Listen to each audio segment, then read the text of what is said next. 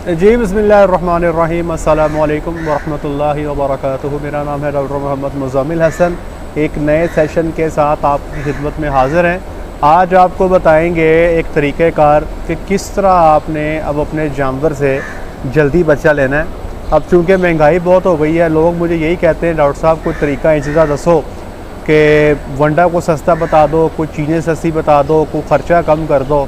अब क्या करें यार, ख़र्चा तो नहीं कम होता, हमें इस पे काम करने की ज़रूरत है। मैं कोशिश कर रहा हूँ कि कुछ लोगों से रब्ता करके सोयाबीन मील जो है उस पे हम काम करने की कोशिश कर रहे हैं कि सोयाबीन को पाकिस्तान में उगाया जाए और उसको बाद में जो है किसी तरीके से, कैनोला तो खैर हमारे पास पहले ही लोग उगा रहे हैं, तो हमें कुछ ना कुछ कोशिश करनी पड़ेगी। ये मैं इंशाल्लाह जल्द सेशन लेके आ रहा हूँ कि सोयाबीन मील कैसे ज़मीन पे लगेगी, ख़र्चा क्या होगा, कैसे उसको उगाना है, किस मौसम में लगेगी। ये मैं एक्सपर्ट से रब्ता कर रहा हूँ क्योंकि मेरा तो इसमें कोई इतनी एक्सपर्टी नहीं है। मैं कोशिश करूँगा इसमें बताऊँगा आपसे।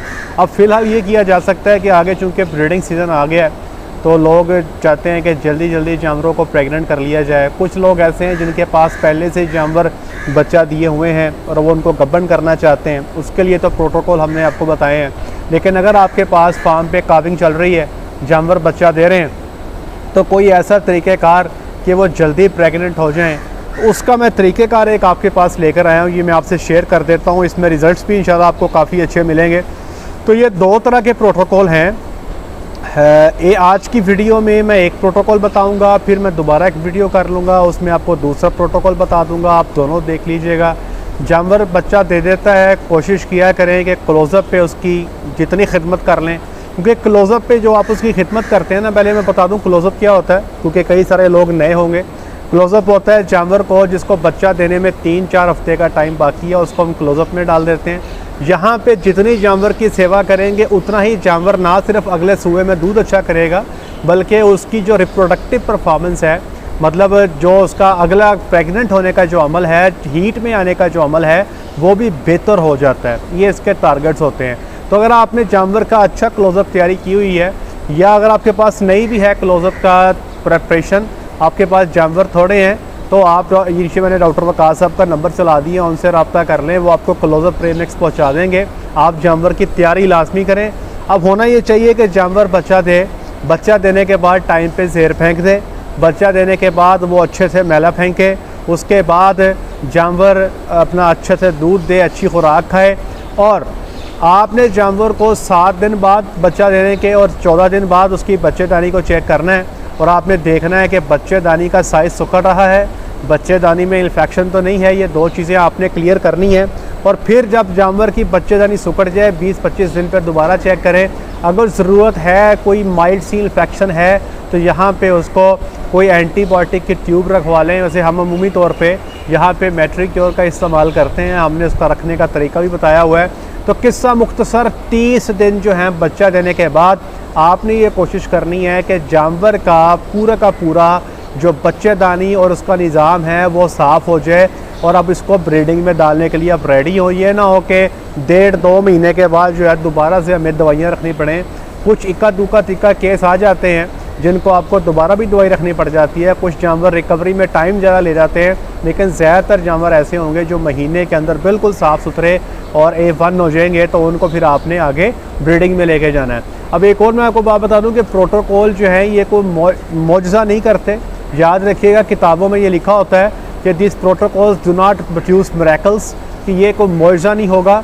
अगर आपके जानवर की खुराक अच्छी है तो फिर ही इसका आपको अच्छा रिज़ल्ट मिलेगा। जानवर के बच्चेदानी प्रॉपर टाइम पर सुकड़ गई है, उसकी ओवरीज का साइज़ ठीक है, तभी आपको इसका कोई पॉजिटिव रिस्पांस मिलेगा। अगर आपका जानवर, आपने उसकी क्लोज़अप पे अच्छी तैयारी नहीं की, बच्चा देने के बाद उसको अच्छे से नहीं संभाला, प्रॉपर खुराक नहीं दी, तो इन प्रोटोकॉल्स का कोई भी फ़ायदा नहीं होगा। उल्टा नुकसान ये होगा कि आपका ख़र्चा ज़रूर हो जाएगा। अच्छा, अगर अब आपका सारा मामला ठीक है, बच्चेदानी क्लियर है, खुराक भी आप जानवर को अच्छी दे रहे हैं, तो आपने करना ये है कि जैसे ही जानवर को बच्चा दिए को 32 दिन हो चुके होंगे, ठीक है जी, 32 दिन आप जानवर का प्रोटोकॉल शुरू कर देंगे। तो 32 दिन पे आप पहले जानवर को टीका लगाएंगे। ईस्ट्रोमेट लगा लें, या फिर आप सिंक्रोमेट लगा लें, या आप डेल्माजीन लगा लें। तो ये PG का इंजेक्शन है, मेरे डॉक्टर भाई समझते हैं। कोई सा भी इंजेक्शन जो आपके रेंज में मौजूद है वो आप लगा लें। हम यहाँ पे ज़्यादातर ईस्ट्रोमेट का इस्तेमाल करते हैं। तो ये 2 सीसी टीका जो है आपने गोश्त में 32 तारीख को लगा देना है, ठीक है जी। फिर आपने 14 दिन इंतज़ार करना है। फिर 46 तारीख दिन को, जब 46 दिन बच्चा दिए को हो चुके होंगे, फिर आपने दोबारा यही टीका लगाना है। एस्ट्रोमेट लगा दें या सिंक्रोमेट लगा दें, ठीक है जी। ये फिर आप 2 सीसी लगाएंगे, ठीक है जी। अब फिर आपने 14 दिन का इंतज़ार दोबारा करना है। पहले 32 दिन पे लगाया, फिर 46 दिन पे लगाया, फिर 14 दिन वेट करेंगे, अब लगाएंगे 60 दिन पे। 60वें दिन पे जो अब आप टीका लगाएंगे वो आप लगाएंगे या तो कंसेप्टाल लगा दें या डेलमेरालीन लगा दें। हम वैसे कंसेप्टाल का इस्तेमाल कर रहे हैं, थोड़ा सस्ता पड़ता है, रिज़ल्ट भी ठीक है उसका। तो यहाँ पे कंसेप्टाल का इंजेक्शन जो है ये हम 5 सीसी इस्तेमाल करते हैं जी। उसके 7 दिन के बाद, मतलब 67 दिन, 67th डे पे फिर दोबारा आप जो टीका लगाएंगे वो एस्ट्रोमेट का होगा। एस्ट्रोमेट फिर आप 2 ml लगाएंगे। और 68th डे पे एक दिन बाद फिर जो आप टीका लगाएंगे वो आप फिर एस्ट्रोमेट लगाएंगे 2 ml। अच्छा, अभी जो जितने टीके मैंने आपको बता दिए, 32 दिन पे, 46 दिन पे, 60 दिन पे, 67th डे पे, 68वें दिन पे, ये सारे के सारे टीके शाम को 5 बजे लगा रहा हूँ मैं। शाम को 5 बजे लगा रहा हूँ। इसके बाद जो 69वां दिन है ये आपने मिस कर देना है।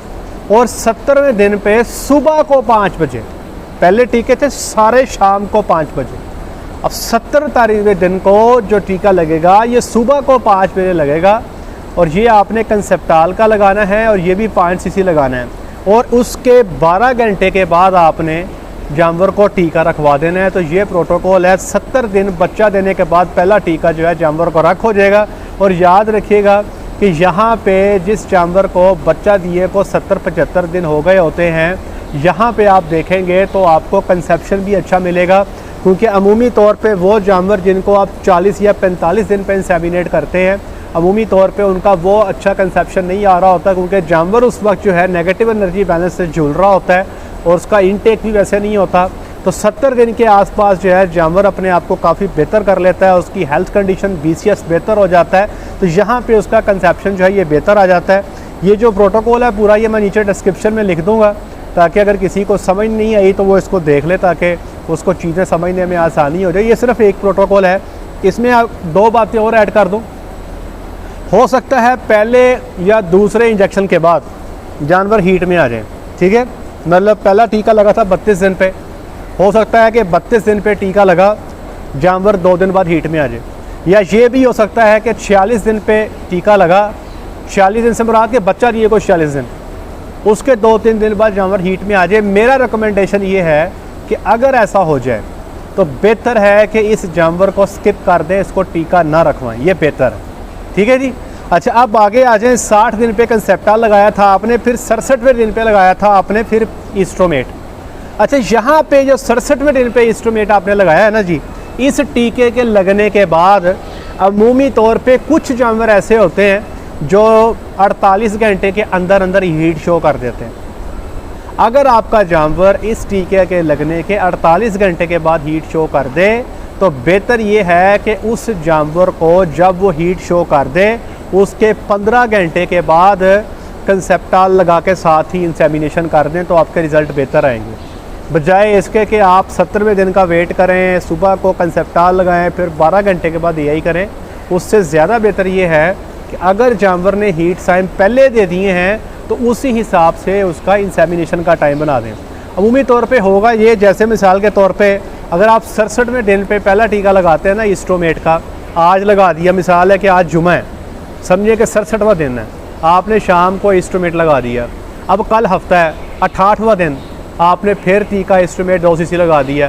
हो सकता है यहाँ पे जानवर हीट में आ जाए, ठीक है। अगर यहाँ पे जानवर हीट में आ जाता है तो आपने इतवार को इंसेमिनेशन कर देनी है। वैसे जो मैंने प्रोटोकॉल बताया उस हिसाब से 69वां दिन खाली है, ये इतवार 69वां दिन बन जाता है तो ये खाली है। लेकिन अगर जानवर पहले हीट में आ गया है तो आपने इतवार को इंसेमिनेट करके साथ ही कंसेप्टाल लगा के प्रोटोकॉल फिनिश, ठीक है। ज़्यादातर जानवर ऐसे होंगे जिनको आप अगर मिसाल के तौर पे जुमे को 67वां दिन है, आपने पीजी लगा दिया, 68वां दिन हफ्ते को बन रहा है कल, आपने फिर पीजी लगा दिया। 69वां दिन जो है चूँकि मैंने कहा फ्री है, 69वें दिन में रात के टाइम कोई 9, 10, 11 बजे ज़्यादातर जानवर जो है उनके हीट साइन शो करने की जो है ना तवक्को है, ठीक है।